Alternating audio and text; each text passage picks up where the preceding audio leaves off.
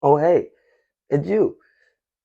Well, welcome to another episode of All Smoke, All 32 with Aaron Gibbons, where we're going to have a nice smoke session and talk about these week 7 games, and hopefully we can get them all right.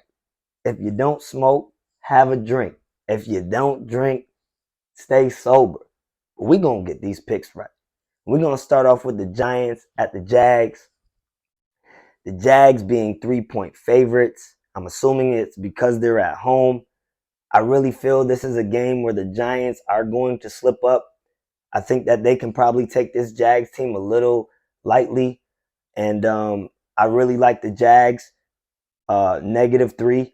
So definitely take them because I don't think the Giants are going to beat them on this week. Next, we got the Lions at the Cowboys. Cowboys, 6.5-point favorites. Lions really looking shaky. I believe Swift is back, so that's definitely going to help with the run game and try to open up the pass more. But as long as Michael Parsons is playing on that D line, I don't think that they're going to be moving the ball that much. And even if Dak is playing, I don't think it's going to make a difference. Rush finally had a sloppy game, and it's the NFL. It goes week to week, and I just don't see a Lions team coming into a Cowboy Stadium and beating them by one at any. So give me the Cowboys and take the -6.5. Next, we have the Bucks at the Panthers. Bucks traveling on the road after, losing to a team that they obviously should have beat. It's a week by week league. And so when some teams lose and people are surprised, you know, I don't see how. Yes, upsets happen and it's a natural instinct to where we're shocked and because we feel that, things should go a certain way. But to me, the Bucks are gonna come back off of that little, shakiness and Tom Brady going to a wedding and all that spiel. They're gonna blow the Panthers out. They just traded Christian McCaffrey. They're screaming uh, rebuild mode, and let alone firing their head coach. So, I mean, give me the Bucks by 20. Take the +13 for the Bucks. This is gonna be a landslide. Next, we have the Packers at the Commanders. I really feel this is another team that's going to say, hey, wait, hold the horses. We're going to show you who we are. We have somebody in front of us that definitely does have a decent secondary, and their front seven is pretty stout, but they have some holes in that secondary.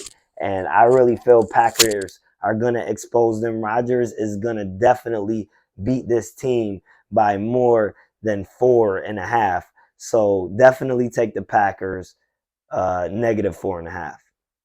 Next, we have the Browns at the Ravens, a nice division game that the Ravens are 6.5-point favorites, but hold your brakes. I know the Browns played shaky against the Pats, but it's the Pats. This is the division game. I think the Ravens kind of got a little exposed against the Giants. And I think this game can definitely be closer than what people may think. So I would take the Ravens, but on the money line. Do not that 6.5 is too close, and I think this is gonna be a field goal, 4, maybe 5-point game. So definitely take the Ravens, but stay away from that -6.5. Next, we have the Falcons at the Bengals. This is arguably the game of the week. I mean, the Falcons are really showing and probably going to be the best underrated team of this year because nobody's seen this coming, and maybe Matt Ryan was holding them back because Mariota with this offense is looking stout, and I can honestly see them going to the Bengals and beating them. And I really, really think that Jamar Chase and Higgins and Burrow really, really need to click more and get it going. And I know Chase finally woke up last week, but it needs to be a consistency. And I think it will be a consistency. And I think the Bengals will show the Falcons' true colors. And I think they will be able to manage and beat them by more than 6.5. So give me the Bengals at home. Give me with the 6.5. Next, we have the Colts at the Titans. This division matchup, hate these two teams. I'm not going to go too much into them, but I do know that the Colts are clicking. They're scrappy, they're hungry, and they literally are making their storyline. They knew that if they won these next 3 games that they played, they can be first place in the AFC South. And that's what they're going for. I know the Titans have Derrick Henry's running, but this Colts defense really can shut down a run and limit the plays. Taylor's back. Hines is going to be catching the ball left and right from the backfield, throwing them out. I really feel that this Colts team can come in and surprise this Titans team because I don't want to say surprise. It's division. I don't think division opponents ever take each other lightly, but that 2.5, it's a gimme all day. Give me the Colts plus the 2.5. Next, we have the Jets at the Broncos. We get it. Russell Wilson is not looking any of what he did in Seattle. And the Jets are surprisingly one of the best teams in the league. And their defense is really, really showing out. And I really don't think that people are giving Denver's defense enough credit. And I think this Jets team is going to finally run into a brick wall. You have to understand that they are being led by mostly second and year guys and rookies. So Breece Hall hasn't seen a real shutdown defense until he's about to go ahead and meet this Broncos defense. And, I really feel that the Broncos could get it done. They're home. Their fans are tired. They really want to see a nice win. And, they literally lost a division game on Monday night due to the fact that their special teams players can't learn that stay away from the ball. You got to know the rules of the game. So them losing a game because of special teams coming in really upset. I really think this Broncos team is going to punch the Jets in the mouth. So definitely take the Broncos plus 2. Next, we have the Texans at the Raiders. Texans coming off that win against the Jags. Let's go, boys. Let's go, Texans. So, the Raiders really pushing cameraman issues and running into each other issues and just a whole lot of issues. And the one issue they don't have is their run game. Jacobs is just running out of his mind, and I really respect him. I really hope the Texans in this off week have really found a way to stop the big plays. I don't care if it's Lovie Smith. I don't care if it's Gary Kubiak. I don't care who is our head coach. We give up so many big plays to teams year in and year out, and we have to limit that. And this is one of those teams that can expose us at their home in big play fashion if we don't take care of our situational assignments that coach gives the players. So with that being said, I got the Raiders in this one. And I honestly say take the Texans in regards to the 6.5 because I believe that it will be a touchdown game. But if you want to be safe, just take the Raiders in the money line. So give me the Raiders in a win on this one. Next, we have the Chiefs at the 49ers. Chiefs are upset. They just lost to a team that they normally take care of. And Patrick Mahomes finally being an underdog for the first time at home. And he finally really losing as an underdog at home.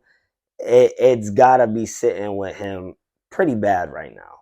Let alone that the 49ers are hyped, they're home, they got CMC, who knows how much playing time he will get, but with a running back, it's definitely pretty easy assignments when it comes down to handing the ball off and maybe pitching out a couple of screens.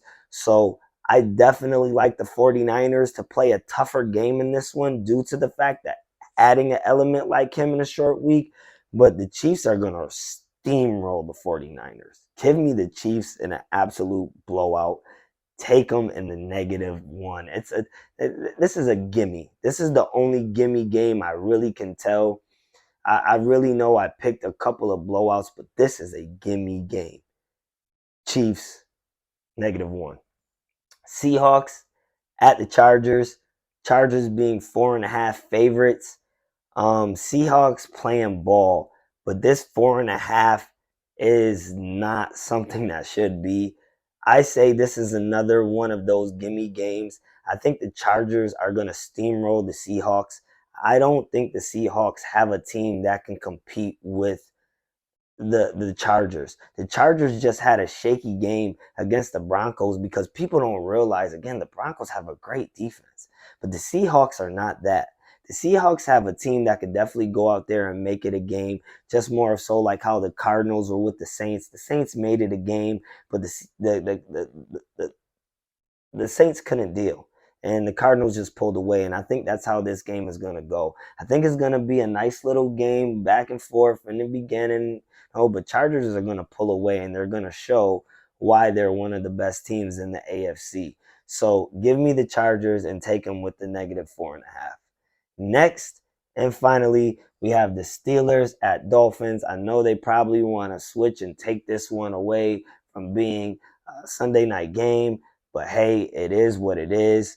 I don't think it's going to be pretty. And, I know the Steelers may look okay because they beat the Bucks, but they're definitely going to come downhill because Tua is at home. And that 7.5, I would stay away from. I honestly would pick the Dolphins money line, just because we don't know what can happen. You don't know if Tua can get hurt again. You don't really know the situation with Teddy Bridgewater because he's not looking that great as a backup. So I would take the Dolphins and just be safe with the money line because we don't know if we're going to get a full healthy game of Tua. So definitely take the Dolphins in this one, though. And that's it. I really, really hope you guys enjoyed this episode of All Smoke, All 32. And I'll see you guys tomorrow for my Monday night pick. See ya.